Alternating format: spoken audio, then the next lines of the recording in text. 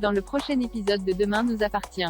Tandis que Victoire se pose des questions sur Benjamin, Audrey et Damien peinent à trouver du temps pour. De son côté, Maxime s'envole pour San Francisco. Attention, les paragraphes qui suivent contiennent des spoilers sur l'épisode de Demain nous appartient diffusé lundi soir sur TF1.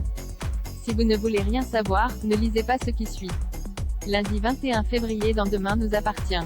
Victoire se pose des questions sur Benjamin dans la matinée. Victoire raconte à Soraya qu'elle a découvert une barrette identique à celle d'Emma dans la salle de bain de Benjamin. Bien qu'elle reconnaisse que ce soit troublant, l'avocate pense toutefois que l'objet appartient à une de ses ex. Seulement, Victoire juge la coïncidence trop énorme et ce d'autant plus que Benjamin était très proche d'Emma avant sa disparition. D'ailleurs, elle envisage même qu'il soit le père du bébé de l'adolescente.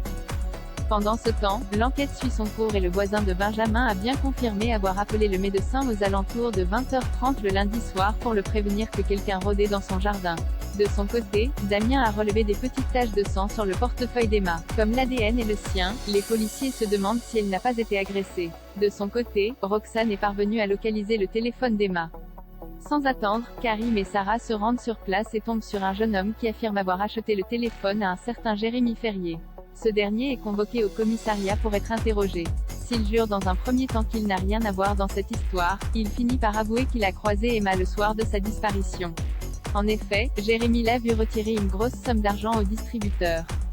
Il l'a donc suivie avant de la menacer d'un cran d'arrêt pour qu'elle lui donne son téléphone et son sac. Cependant, il jure qu'il ne lui a fait aucun mal et qu'elle allait très bien quand il est parti. À la fin de son audition, le capitaine Saed le place en garde à vue. Non loin de là, Charlie est avec François à la plage. Si elle est heureuse de le retrouver, le prof de français a la tête ailleurs et ne cesse de penser à Emma. Pour Charlie, il se fait du souci pour rien car l'adolescente a certainement fugué pour être avec un garçon. Après avoir déclaré qu'elle aussi était une jeune femme paumée, Charlie l'embrasse. Pour sa part, Victoire profite d'une pause à l'hôpital pour questionner Samuel sur les conquêtes de Benjamin. Loin de se laisser berner, le docteur Chardot fait rapidement le lien avec la disparition d'Emma et rétorque qu'il connaît suffisamment Benjamin pour dire que c'est un homme respectueux doublé d'un vrai gentil. Rassurée, Victoire débarque chez Benjamin pour l'informer que la police a arrêté un suspect et que ce n'est plus qu'une question de temps avant que l'on retrouve l'adolescente.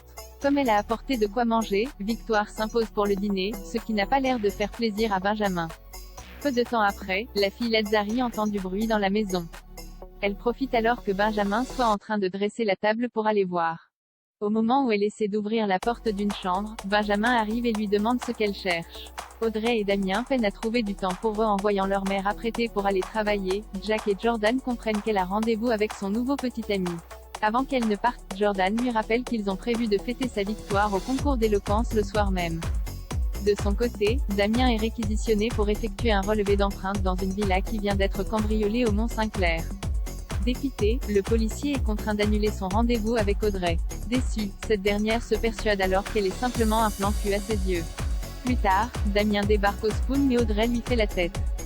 Lorsqu'il lui offre la clé du parc Simone Veil pour qu'il puisse faire des balades nocturnes en tête-à-tête, la mère de famille retrouve le sourire puis accepte de dîner avec. De retour chez elle, Audrey se prépare quand Jordan et Jaya rentrent des cours. Tandis que le couple a acheté du champagne et de quoi grignoter pour l'apéro, Audrey a visiblement oublié qu'il devait marquer le coup pour la victoire de son fils. Toutefois, elle se rattrape en disant que ce serait plus sympa de commander des pizzas. Maxime s'envole pour San Francisco après un séjour à l'hôpital. Alex est de retour chez lui. Tandis qu'il ne se souvient de rien de l'endroit où il a vécu, il découvre les lieux avec enthousiasme. Toute la famille essaie donc à travers des objets et de la nourriture de déclencher chez lui quelques souvenirs. En vain. Par la suite, il est l'heure pour Maxime de faire ses adieux à ses proches. Après avoir dit au revoir à Marianne, il prend ses deux petites sœurs chaleureusement dans ses bras. Quand Alex l'informe que la voiture est chargée, Maxime lui dit que cela aura été court mais bon. De son côté, l'ostréiculteur lui remet un bracelet arborant une encre marine puis l'enlace fièrement. Très émue, Chloé lui remet quant à elle une lettre à lire dans l'avion et l'enjoint à être heureux dans sa nouvelle vie avant de lui dire combien elle l'aime. Maxime les regarde tous une dernière fois, leur dit qu'il les aime puis monte dans son taxi. Plus tard, Maxime est assis sur un banc à quelques pas de la gare lorsqu'une jeune femme fait tomber une orange. Le fils Delcourt la ramasse alors pour la lui rendre. Durant quelques secondes, il croit revoir Salomé à leur toute première rencontre mais revient vite à la réalité en réalisant que ce n'est qu'une inconnue qu'il a face à. Il regarde ensuite une dernière fois la ville qu'il a vu grandir avant de s'envoler pour San Francisco. À quelques kilomètres, Chloé et Alex se partagent le même lit. Même s'il n'est pas très à l'aise à l'idée de dormir avec une inconnue, il refuse cependant qu'elle s'installe dans la chambre de leur fils.